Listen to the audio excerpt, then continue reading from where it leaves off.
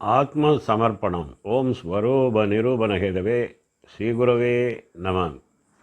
மீனம் ராசிக்கான புரட்டாசி மாத கோச்சார கிரக நகர்வுகளின் அடிப்படையிலே பார்க்கும் பொழுது உங்கள் ராசிக்கு 6ஆம் இடமான சிம்மத்தின் அதிபதி, அதாவது சிம்மத்தில் நின்றிருக்கக்கூடிய சஞ்சரிக்கக்கூடிய கிரகங்கள்னு பார்த்திங்கன்னா கேதுவும் சுக்கிரனும் இணைவு பெற்று சிம்மத்தில் நிற்கிறார். இந்த கேது நின்ற ஸ்தானத்தின் அதிபதி, அதை கேது நின்ற ஸ்தானத்திற்கு எந்த பாவத்தில் இருக்கிறாரோ அதற்கு தகுந்த யோக பலன் தரும்.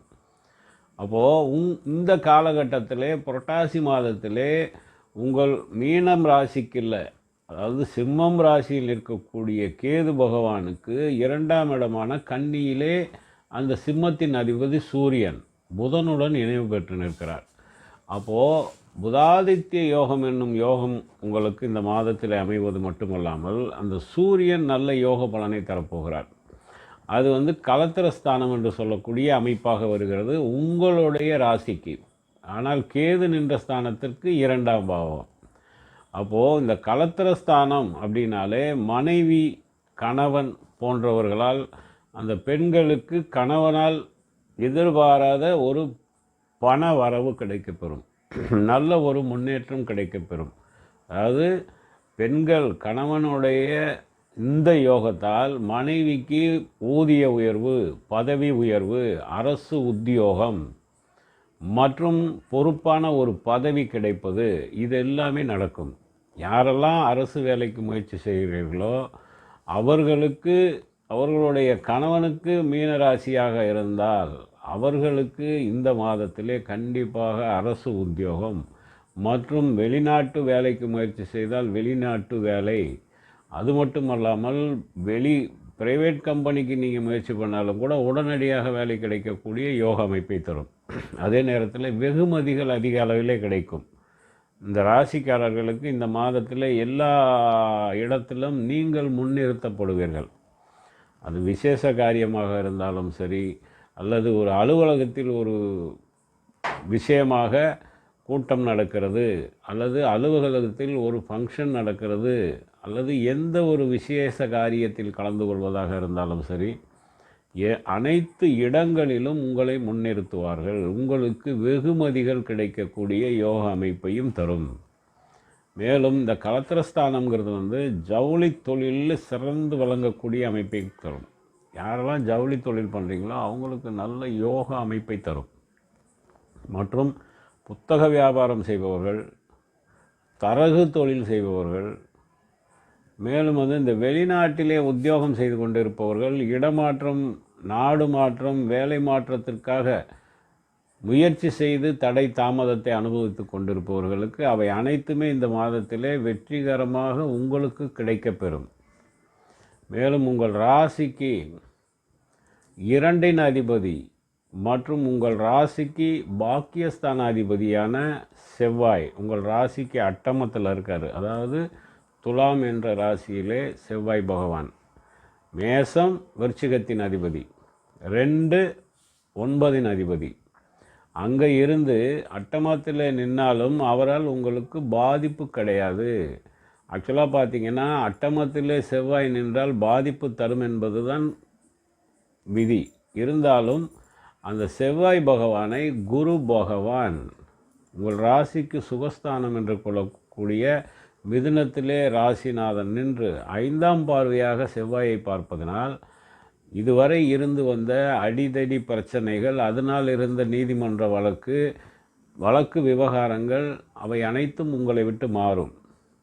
தேவையில்லாத பிரச்சனைகள் சிக்கி தவித்தவர்களுக்கு, பழி பாவத்தை ஏற்றுக்கொண்டவர்களுக்கு அனைத்தும் உங்களை விட்டு விலகக்கூடிய அமைப்பை தரும். பிரயாணத்திலே விபத்துகளை சந்தித்து கொண்டிருந்தவர்களுக்கும் இனி அந்த பிரச்சனைகள் இருக்காது, விபத்துகளும் இருக்காது. பிரயாணம் சுகப்பிரயாணமாக நடக்கக்கூடிய அமைப்பை தரும். களத்திர விரோதத்தினால் பாதிப்பை அனுபவித்தவர்களுக்கு களத்திர விரோதம் என்பது மாறி இணக்கமான சூழ்நிலை ஏற்படும். மேலும் செலவுகால துன்பம் என்ற அமைப்பை அனுபவித்தவர்களுக்கும் அது இனி இருக்காது. உங்கள் ராசிக்கு அட்டமஸ்தான அதிபதி 6ல் நிற்பது, அதாவது நரம்பு சம்பந்தப்பட்ட கோளாறுகள், மேலும் இந்த சுக்கில உற்பத்தி குறைவினால் பாதிக்கப்பட்டவர்கள், சிறுநீரக கோளாறால் பாதிப்பு சந்தித்தவர்கள், இவர்கள் அனைவருக்கும் அந்த பாதிப்புகள் கொஞ்சம் கொஞ்சமாக விலகி அந்த நோய் தொந்தரவிலிருந்து விடுபடக்கூடிய அமைப்பை தரும். கடன் பிரச்சனைகள் மாறும். வாக்கு பேச்சு இதிலிருந்து வந்த தேவையில்லாத குழப்பங்கள் இனி இருக்காது. தேவையில்லாத வீண் பேச்சுக்கள் உங்கள்கிட்ட இனி குறைந்துவிடும். இனி இல்லாத ஒரு அமைப்பை தரும். மேலும் அந்த 6இன் அதிபதி களத்திரத்தில் இருக்கிறதுனாலையும் கேது நின்ற சாணத்திற்கு 2ல் இருக்கிறதுனாலையும் உங்களுக்கு கூட்டு தொழில் கூட்டு வியாபாரம் செய்பவர்களுக்கு நல்ல முன்னேற்றமான பலன் தரும். லாபத்திற்கு குறைவு இருக்காது, வருமானத்திற்கும் குறைவு இருக்காது. அதே நேரத்தில் வீடு மனை வாகன யோகமும் தரக்கூடிய அமைப்பை தரும். அந்த சுகஸ்தானாதிபதி புதன் உங்கள் ராசிக்கு களத்திரஸ்தானம் என்று சொல்லக்கூடிய 7ஆம் இடத்தில் இருப்பதனால உங்களுக்கு வியாபாரமும் சிறக்கும். அதே நேரத்தில் விவசாயம் செழிக்கும். கால்நடை வளர்ப்பவர்களுக்கு கால்நடை வளர்ப்பு விருத்தி அதிகமாகும். கால்நடையினுடைய விருத்தி அதிகமாகும். அதை எப்படி சொல்லுவாங்கன்னா, பால் பசு விருத்தி என்று சொல்லக்கூடிய அமைப்பு கிடைக்கும்.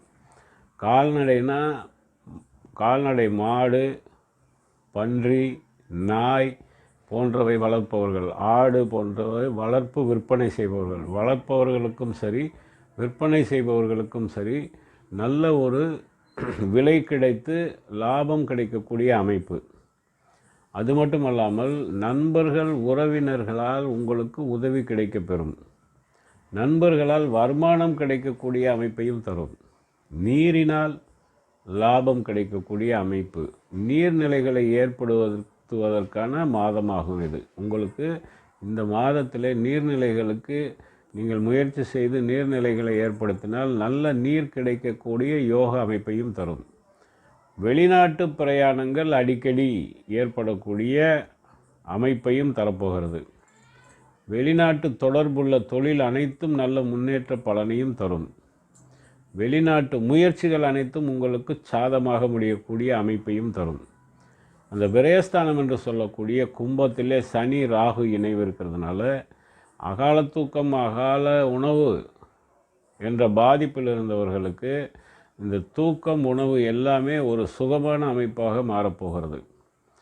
அந்த 4ஆம் இடத்தின் அதிபதி உங்கள் ராசிக்கு 7ஆம் இடத்துல இருக்கிறது, உச்சம் பெற்று இருக்கிறதுனால உங்களுக்கு இந்த சுகம் மட்டுமல்ல, மருத்துவ செலவும் கொஞ்சம் கொஞ்சமாக குறைந்து மருத்துவ செலவு இல்லாத ஒரு அமைப்பையும் தரும். தந்தை வழி கவலைகள், தந்தையை நினைத்து கவலைப்பட்டு கொண்டிருந்தவர்கள், தந்தையால் உபத்திரத்தை சந்தித்தவங்க, தந்தை வழி வர வேண்டிய வரவுகள், தந்தை வழி கிடைக்க வேண்டிய பணம், சொத்து இவையெல்லாம் தாமதப்பட்டு கொண்டிருந்தவர்களுக்கு இந்த காலகட்டத்தில் அவை அனைத்தும் கிடைக்கக்கூடிய யோக அமைப்பாக காட்டுகிறது. மேலும் பார்த்திங்கன்னா 5ஆம் இடம் என்று சொல்லக்கூடிய கடகம், கடகத்தின் அதிபதி 5லேயே ஆட்சி பெற்று நிற்கிறார். அப்போது புத்திரர்களுக்காக நீங்கள் ஒரு வேலைக்கு முயற்சி பண்ணுறீங்க, உங்கள் பிள்ளைகளை வெளிநாட்டுக்கு வேலைக்கோ வியாபாரத்துக்கோ தொழிலுக்கோ அமைத்து கொடுக்க வேண்டும், அல்லது வேலையில் அவங்க சென்று அங்கே இணையணும், அல்ல அவங்களுக்கு வெளிநாட்டிலே ஒரு தொழில் அமைக்கணும், இல்லை வியாபாரம் அமைக்கணும் என்ற எதிர்பார்ப்பில் இருப்பவர்களுக்கு கண்டிப்பாக அது ஈடரும்.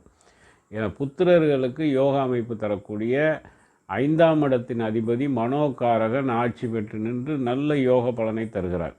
அப்போது உங்கள் குழந்தைகளினால் மகிழ்ச்சியான செய்திகள் உங்களுக்கு கிடைக்கும். உங்கள் குழந்தைகள் போட்டிகளில் பந்தயங்களில் கலந்து கொண்டாலும் வெற்றியை பெறுவார்கள். கல்வியில் இருப்பவர்களுக்கும் அதிலேயும் பட்டம் பெறக்கூடிய அமைப்பு. வேலைக்கு முயற்சி செய்தும் கிடைக்காமல் தடை தாமதத்தை அனுபவித்து கொண்டிருந்த உங்கள் குழந்தைகளுக்கு நல்ல வேலை கிடைத்து அவங்க செட்டில் ஆகக்கூடிய அமைப்பை இந்த சந்திர பகவான் தருவார்.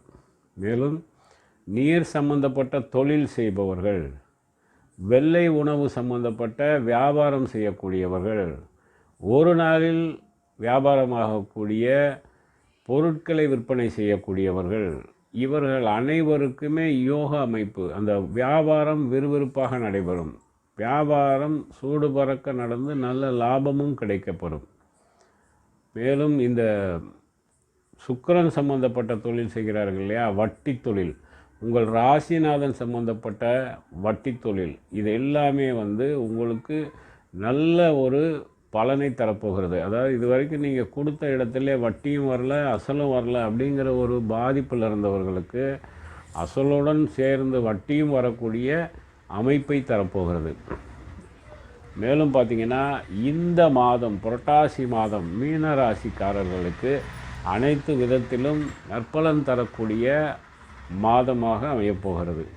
இதற்கு முன்பு வந்த பதிவு அடுத்து வரக்கூடிய பதிவுகளை நீங்கள் பார்க்கணுன்னு விரும்புனீங்கன்னா சப்ஸ்கிரைப் பண்ணுங்கள், லைக் பண்ணுங்கள். நன்றி.